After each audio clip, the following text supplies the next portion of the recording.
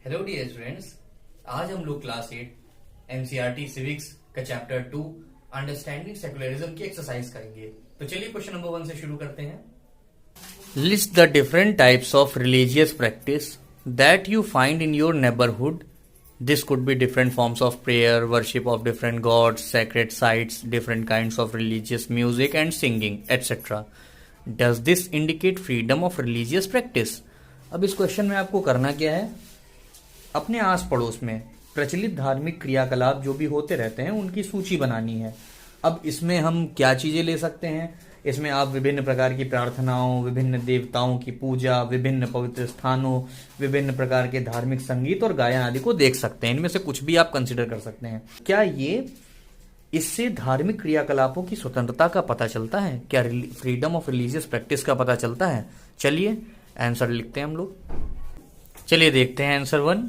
Different types of religious practices. जागरण, ठीक है, शब्द होता है सिख रिलीजन में शब्द, गुरबानी होती है, कीर्तन होता है, नमाज, जमात इस्लाम में होती है, ठीक है, मास क्रिश्चियनिटी में होती है, इसमें धर्मोपदेश होता है, प्रार्थना होती है, भजन होते हैं क्रिश्चियनिटी में जो भी है।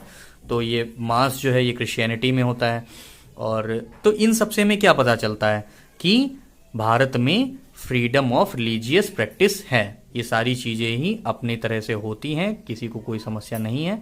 Yes, this indicate the freedom of religious practice. देखिए क्वेश्चन नंबर 2 में क्या पूछा गया है, will the government intervene if some religious group allows them to practice infanticide? Give reason to your answer.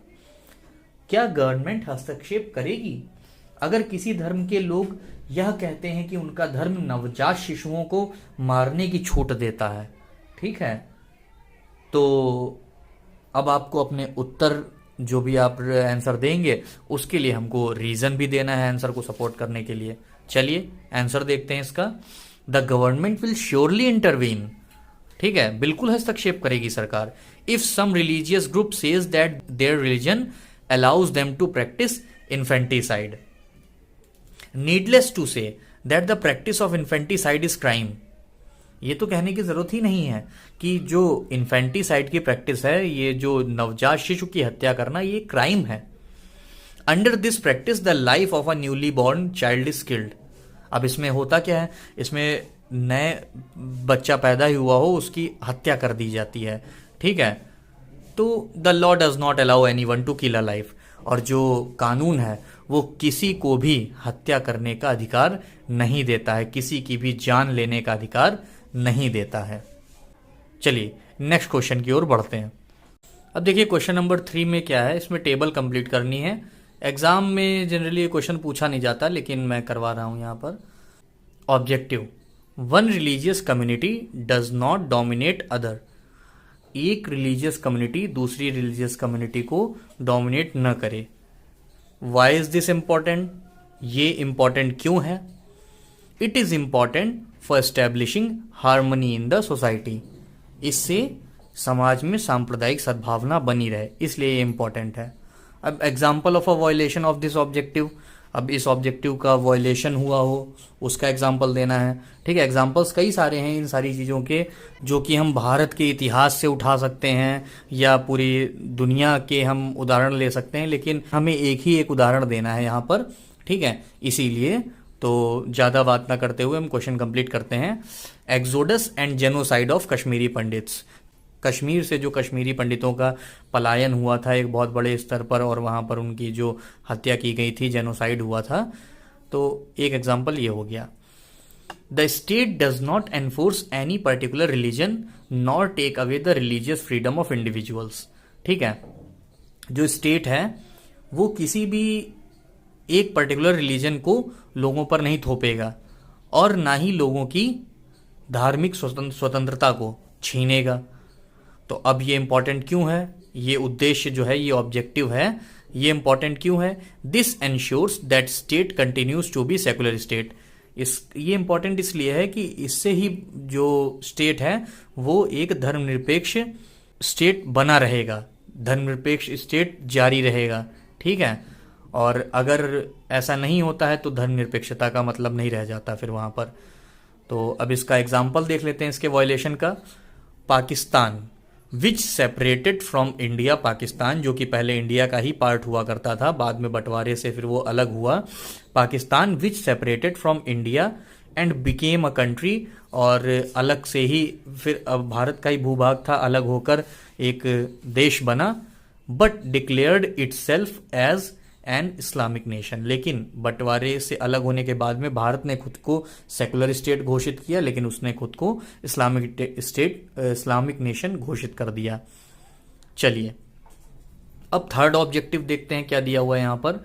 That some members do not dominate other members of the same religious community, मतलब एक ही religious community के कुछ members दूसरे members को dominate न कर सकें। Same religious community में ही एक ही कुछ मेंबर्स दूसरे मेंबर्स को डोमिनेट ना कर सकें।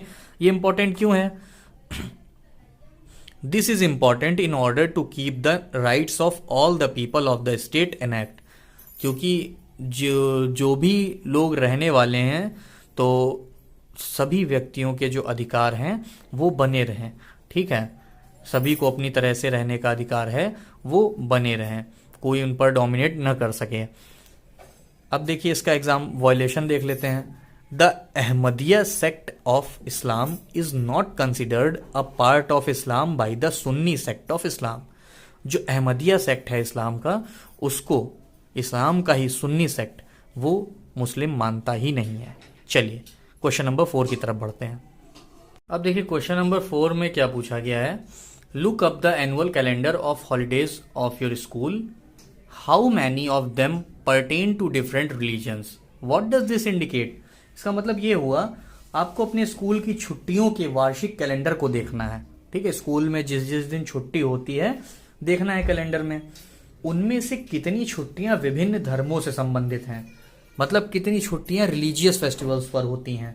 इसमें इससे क्या संकेत मिलता है।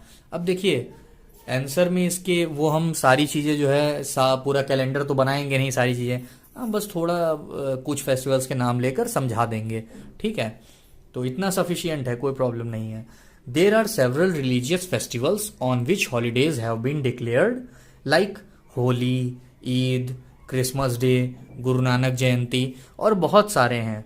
ठीक है, लेकिन हमने कुछ के नाम लिए हैं यहाँ पर। आप चाहें तो लिखना चाहें तो आप और भी लिख सकते हैं, कोई प्रॉब्लम नहीं है, जिस दिन भी छुट्टी होती है।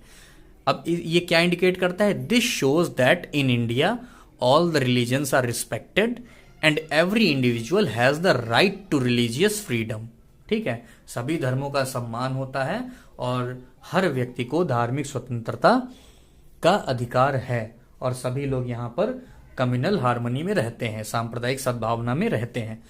देखिए क्वेश्चन नंबर 5 में है find out some examples of different views within the same religion. एक ही धर्म के अंदर अलग अलग दृष्टिकोणों के, अलग अलग विचारों के आपको उदाहरण देने हैं।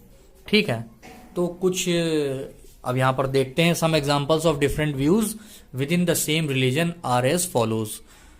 Muslims are divided into Shia and Sunni. Second, Buddhist followers are divided into Hinayan and Mahayana.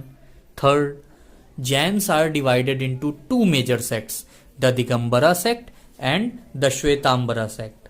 Fourth, in Hinduism there are Nathpanthis, Yogis and Vaishnavas. ठीक है। Fifth, the major historic sects of Sikhism are उदासीन, निर्मला, नानकपंथी, खालसा, सहजधारी, नामधारी, कूका, Nirankari and Sarwaria. ठीक है, इसी तरह से Christianity में भी कई सारे बिलीफ्स हैं। आई होप चैप्टर 2 के क्वेश्चन आंसर्स आपकी समझ में आ गए होंगे, और अगर आपने इस चैप्टर के एक्सप्लेनेशन की वीडियो नहीं देखी है तो वो भी देखिए जाके, मैंने नोट्स से समझाया है पूरा चैप्टर। और अगर आपको वीडियो पसंद आई हो तो प्लीज वीडियो को लाइक कीजिए और चैनल को सब्सक्राइब कीजिए। Thank you.